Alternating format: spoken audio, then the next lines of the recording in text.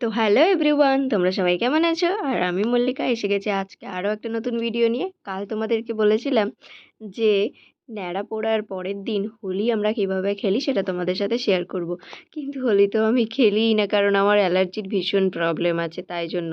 তো চলো দেখা যাক। এই যে বৌদিরা এসছে বাবাকে রং লাগাতে, আমার মাথাতে একটা জাস্ট টিকা লাগিয়েছে।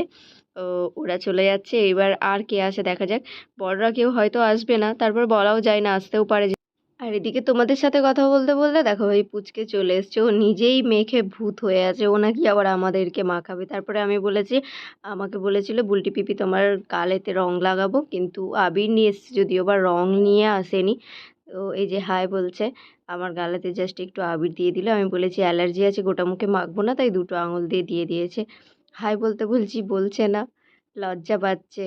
একে তোমরা অনেকেই চেনো, কারণ আমার অনেক ভিডিওতেই এ আছে। এর নাম হলো অদিতি, একটু বড় হয়ে গেছে। তারপর আমি ছাদে চলে এসেছি তোমাদেরকে একটা জিনিস দেখাবো বলে। দেখো আমাদের গ্রামের তরফ থেকে এনারা এসেছেন, এরা প্রত্যেক বছরই আসে। আর হোলির একটা উৎসব হয়, খুব বড় খাওয়া দাওয়া হয়। তাই জন্য আমাদের এখানে হোলির এইভাবে কীর্তন করে বাতাসে হরিলুট করে যায়, প্লাস আমাদেরকে ইনভাইটও করে যায়। তো আজকের হোলির দিনটা আমি কিন্তু এভাবেই কাটালাম। সত্যিকারের বিশেষ কারণের জন্য, মানে অ্যালার্জির জন্য হোলিটা খেলতে পারি না। এটা কিন্তু খুব কষ্ট লাগে সবাইকে যখন দেখি যে এইগুলোকে, মানে এই ফেস্টিভগুলোকে এতটা এনজয় করে, সেটা আমি করতে পারি না। তো বড় কষ্ট লাগে। যাই হোক, আজকের ভিডিওটা এখানেই শেষ করছি। দেখা হচ্ছে পরের আবারও নতুন কোনো একটা ভিডিওতে।